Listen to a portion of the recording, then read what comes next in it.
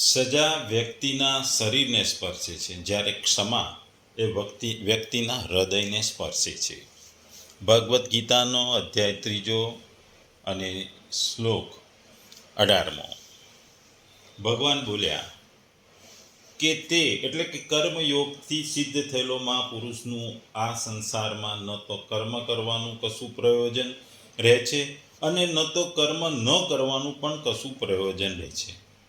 તેમજ સઘળા પ્રાણીઓમાં કોઈ પણ પ્રાણી સાથે આ મહાપુરુષનો લેશ માત્ર પણ સ્વાર્થનો સંબંધ રહેતો નથી રહેતો.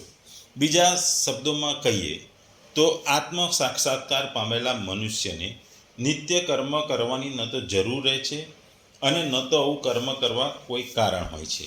વળી અન્ય જીવાત્મા પર નિર્ભર રહેવાની પણ તેને જરૂર હોતી નથી. એટલે આગલા શ્લોકમાં જણાવવામાં આવ્યું કે જ્ઞાની પુરુષો માટે કોઈ કર્તવ્ય રહેતું નથી. તે વાતને પુષ્ટિ માટે કર્તવ્યના અભાવનો હેતુ જણાવવામાં આવ્યો છે. એ વાતને પુષ્ટ કરવા માટે આ વાક્યમાં આવા જ્ઞાની પુરુષો માટે કર્તવ્યના અભાવનો હેતુ જણાવવામાં આવ્યો છે. અભિપ્રાય એવો છે કે તે મહાપુરુષ હંમેશા પરમાત્માના સ્વરૂપમાં સંતુષ્ટ રહે છે. તેથી તેને કોઈ પણ કર્મ વડે લૌકિક અથવા પારલૌકિક પ્રયોજન સિદ્ધ કરવાનું રહેતું નથી અને કોઈ પણ પ્રકારના કર્મના ત્યાગની પણ કોઈ પણ પ્રયોજન સિદ્ધ કરવાનું રહેતું નથી, કારણ કે તેની બધી જ આવશ્યકતાઓ સમાપ્ત થયેલી હોય છે. તેના માટે કોઈ જરૂરિયાત હોતી નથી. તેને કોઈ પણ વસ્તુ મેળવવાની હોતી નથી, કોઈ વસ્તુની એને ભૂખ હોતી નથી અને કોઈ વસ્તુ માટે એને કોઈ કર્મ કરવાના હોતા નથી. એને કોઈ બી કારણ કે લોભ કે એના માટે કોઈ કર્મ કરવાના હોતા નથી. તે શાસ્ત્રના શાસનથી સર્વથા મુક્ત બની ગયો છે. જો તેના મન ઇન્દ્રિયોના સંઘાત રૂપે તેના શરીર વડે કર્મો થાય છે તો તેને શાસ્ત્રો તે કર્મનો ત્યાગ કરવા માટે બાધ્ય કરતા નથી, અને જો કર્મ ન થતા તો તેને શાસ્ત્રો કર્મ કરવામાં પણ બાધ્ય કરતા નથી. એટલે ટૂંકમાં કહે છે, ભગવાન કહે છે કે પ્રત્યેક મનુષ્યને કંઈક ને કંઈક કરવાની પ્રવૃત્તિ હોય છે. જ્યાં સુધી આ કરવાની પ્રવૃત્તિ કોઈક સાંસારિક વસ્તુ માટે પ્રાપ્તિ માટે હોય ત્યાં સુધી તે પોતાના માટે કરવાનું શેષ રહે છે. જ્યારે પોતાના માટે કંઈક ને કંઈક મેળવવાની ઈચ્છા જ મનુષ્ય બંધાય છે, આ ઈચ્છાની નિવૃત્તિ માટે કર્તવ્ય કર્મ કરવાની આવશ્યકતા છે. કર્મ તો આપણે જાણીએ છીએ કે 2 પ્રકારમાં આવે છે, કામના પૂર્તિ માટે અને કામના નિવૃત્તિ માટે.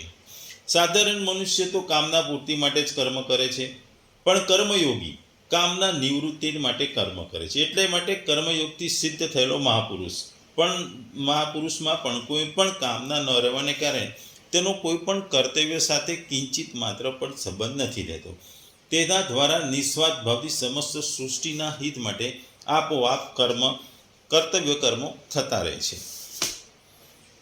તેથી અહીં કહેવાનો મતલબ એ છે કે જ્ઞાની માટે એમ માની લેવાનું જરૂરી છે કે જ્ઞાન થયા પછી પણ જીવન મુક્તિનું સુખ ભોગવવા માટે જ્ઞાની માટે કર્મનો ત્યાગ કરવાનું અથવા અનુષ્ઠાન કરવું જરૂરી છે.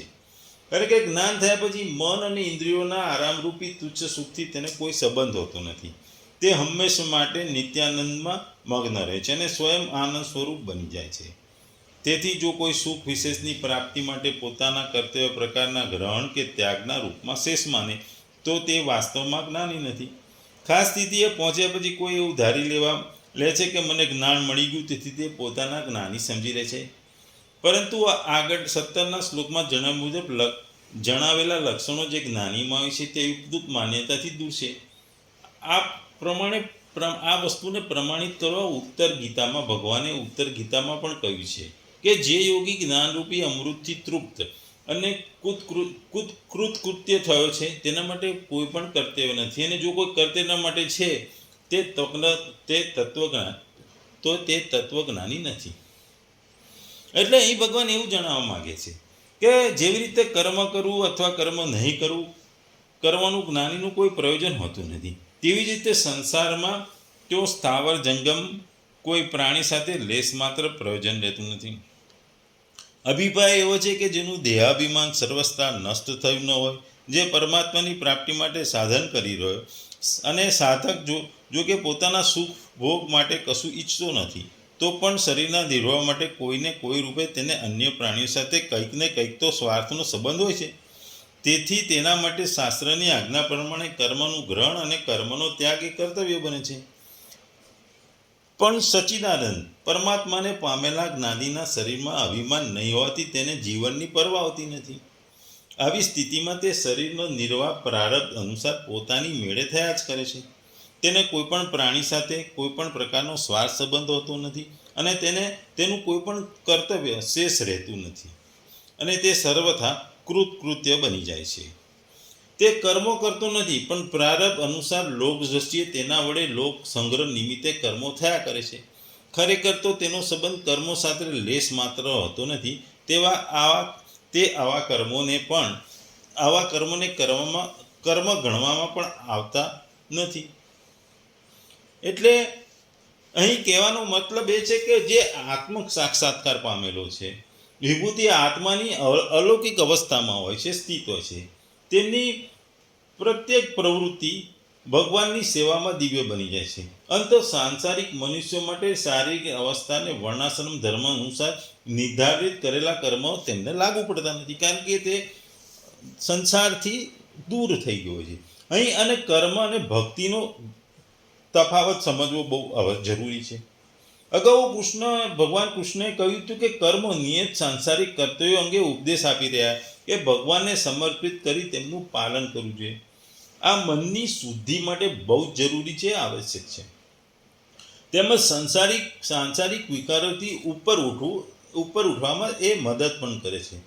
પરંતુ આત્મ સાક્ષાત્કાર પ્રાપ્ત કરેલા આત્માઓ ભગવાનમાં તન્મય થઈ જાય છે અને તન્મય હોય છે. પરિણામે મનની શુદ્ધિનો વિકાસ પણ કરી ચૂક્યા છે.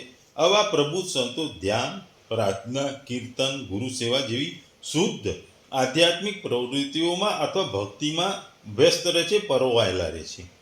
જો આવા આત્માઓને તેમની સાંસારિક કર્તવ્યોથી વિમુખ રહે તો તેને પાપ માનવામાં આવતું નથી. જો તેઓ ઈચ્છે તો સાંસારિક કર્તવ્યોનું પાલન કરવાનું પણ ચાલુ રાખી શકે, પરંતુ એમના માટે સાંસારિક કર્મો ચાલુ રાખવા એ બાધ્ય હોતું નથી. ઐતિહાસિક રીતે જોઈએ તો સંતો બે પ્રકારના હોય છે. એક પહેલા પ્રકારમાં જોઈએ તો પ્રહલાદ છે, ધ્રુવ છે, અંબરીશ છે, પૃથુ છે, વિભીષણ છે, જેમણે ગુણાતીત અવસ્થા પ્રાપ્ત કર્યા પશ્ચાત પણ તેમના સાંસારિક કર્તવ્યોનું પાલન કરવાનું ચાલુ રાખ્યું. આ કર્મયોગી હતા. બાહ્ય રીતે શરીર તેમના કર્તવ્યોનું પાલન કરતા અને આંતરિક રીતે તેઓ મનથી ભગવાનને જ અનુસરતા અને ભગવાનમાં અનુરૂપ રહેતા હતા. બીજા પ્રકારમાં શંકરાચાર્ય છે, માધવાચાર્ય છે, રામાનુજાચાર્ય છે, ચૈતન્ય મહાપ્રભુ છે, કે જેમણે સાંસારિક કર્તવ્યોનો અસ્વીકાર કર્યો, વિરક જીવનનો સ્વીકાર કર્યો. તેઓ કર્મ સંન્યાસી એટલે કર્મના સંન્યાસી બન્યા. જેઓ આંતરિક અને બાહ્ય બંને દ્રષ્ટિએ શારીરિક અને માનસિક બંને રીતે ભગવત ભક્તિમાં પરાયણ થયા. ટૂંકમાં આ શ્લોકમાં શ્રી કૃષ્ણ અર્જુનને કહે છે કે આત્મ સાક્ષાત્કાર થયેલા સંત માટે બંને વિકલ્પો અસ્તિત્વમાં છે.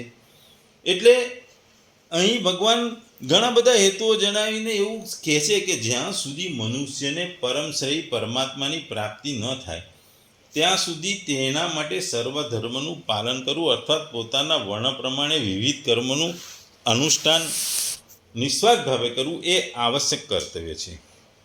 પરમાત્માને પામી ગયેલો પુરુષ માટે કોઈ પણ પ્રકારનું કર્તવ્ય નહીં હોવા છતાં તેના મન અને ઇન્દ્રિયો વડે લોક સંગ્રહ માટે પ્રારબ્ધ અનુસાર કર્મો થયા કરે છે. એટલે ભગવાન કહે છે કે જે મનુષ્ય શરીર, ઇન્દ્રિયો, મન, બુદ્ધિ વગેરે સાથે પોતાને સંબંધ માને છે અને આળસ, પ્રમાદ વગેરેમાં રુચિ રાખે છે, તે કર્મો કરવાની નથી ઈચ્છતો, કેમ કે તેનું પ્રયોજન પ્રમાદ, આળસ, આરામ વગેરેથી ઉત્પન્ન તામસ સુખ હોય છે. પરંતુ આ મહાપુરુષ જે સાત્વિક સુખથી પણ પર થઈ ચૂક્યો છે, તે તામસ સુખમાં પ્રવૃત્ત કેવી રીતે થઈ શકે? કારણ કે તેનો શરીર વગેરે કિંચિત માત્ર પણ સંબંધ રહેતો નથી. પછી આળસ, આરામ વગેરેમાં રુચિ રહેવાનો તો પ્રશ્ન જ નથી, જે આ આત્મ સાક્ષાત્કાર થયેલો છે. કર્મયોગથી સિદ્ધ મહાપુરુષ કર્મો સાથે પોતાના માટે વ્યક્તિગત સુખ કે આરામ માટે કોઈ સંબંધ નથી રહેતો. આ મહાપુરુષને એ અનુભવ હોય છે કે પદાર્થ, શરીર, ઇન્દ્રિયો, અંતરણ કેવળ સંસારના છે અને સંસાર પાસેથી મળેલા છે, વ્યક્તિગત નથી. આથી તેમના દ્વારા કેવળ સંસાર માટેનું જ કર્મ કરવાનું હોય છે, પોતાના માટે નહીં, કારણ કે સંસારની સહાય વિના કોઈ પણ કર્મ કરી શકાતું નથી. તેથી તે ઉપરાંત મળેલી કર્મ સામગ્રીનો સંબંધ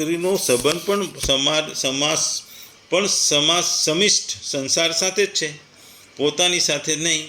એટલા માટે પોતાનું કંઈ નથી એવું એમનું માનવું છે.